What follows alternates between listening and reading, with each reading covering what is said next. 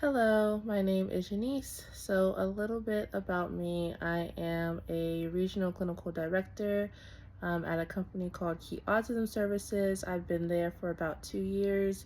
Right now, I manage up to 10 BCBAs across our in home region and two of our clinics here in Georgia. So, I have a very big interest in organizational behavior management. I've actually been very excited to start this course and kind of just learn more about OBM.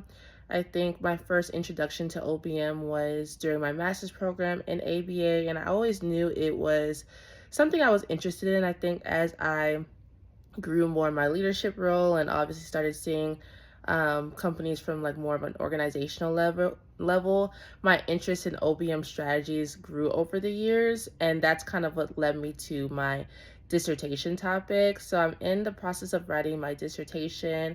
My dissertation is focusing on training BCBAs how to deliver disciplinary feedback to RBTs. As a regional clinical director, I've noticed that a lot of BCBAs just have never received the leadership training necessary, specifically when it comes to delivering disciplinary feedback. Obviously, all BCBAs have to go through the 8-hour course to be qualified as a supervisor for RBTs. But that 8-hour course, in my research, I kind of discussed that it's just not adequate enough for the level of leadership and supervisory skills that is often needed as a BCBA. BCBAs are often the direct report for the RBTs. And as a clinical director, I have seen a lot of challenges with BCBAs, whether they're not giving enough disciplinary feedback or they're giving too much feedback to the point where it's very punitive. If they are giving feedback, it's not delivered in like an appropriate or respectful manner. There's obviously that power struggle with the BCBA, and a lot of RBTs come to me feeling like their BCBA is talking down on them or just not really respecting them or whatever that looks like. So that kind of sparked my interest in providing this, well, teaching BCBAs how to deliver disciplinary feedback because um, basically the goal is for BCBAs to be able to feel confident and supported in delivering feedback when necessary. So obviously there's a lot of factors that go into it. So if a BCBA is not delivering enough feedback, the question is why? Is it because you're not confrontational? Is it because you were never trained how to? Are you not seeing the challenges that require disciplinary feedback?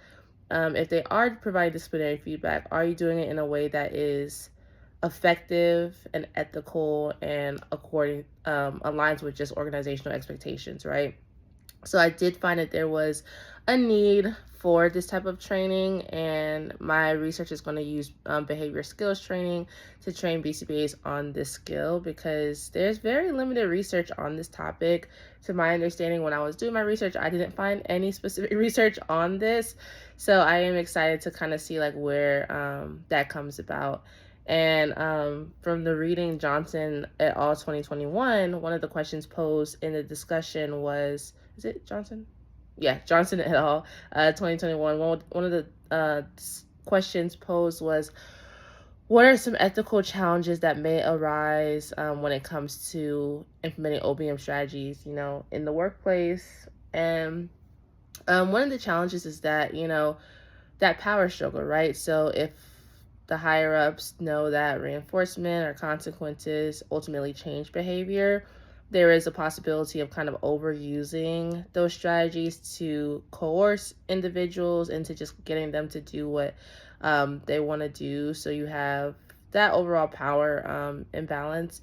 And then also, the system needs to be designed ethically, right? So, kind of like if a system is not having realistic goals in place, you want to make sure that workers are able to contact reinforcement, but also it's not so easy to the point where like they're just getting, an unrealistic amount of reinforcement, especially if it's monetary.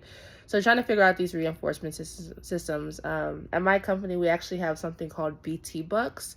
So RBTs earn these BT bucks to for doing different things like helping to clean around the center or subbing for an RBT or being RBT of the month, whatever the case is.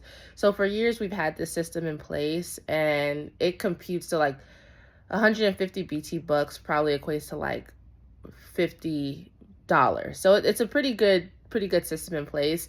And recently, we've had a lot of organizational changes, a lot of financial changes.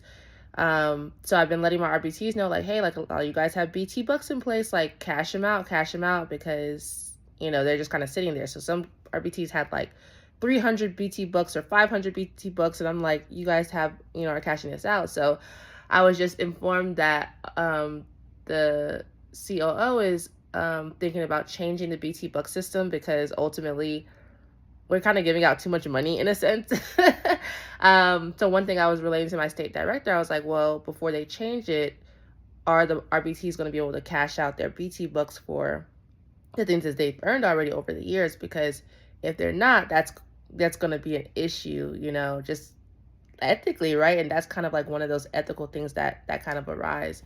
So just things like that when it comes to reinforcement and consequences, or whatever the outcome is for OBM strategies in the workplace, just making sure that they're designed ethically and just monitored over time for just the reality of it, right? The BT bucks, like, we weren't giving out a lot of money, so like, is this sustainable over time? And if not, how do we facilitate a transition to a system that is sustainable, but also is still motivating for the employee?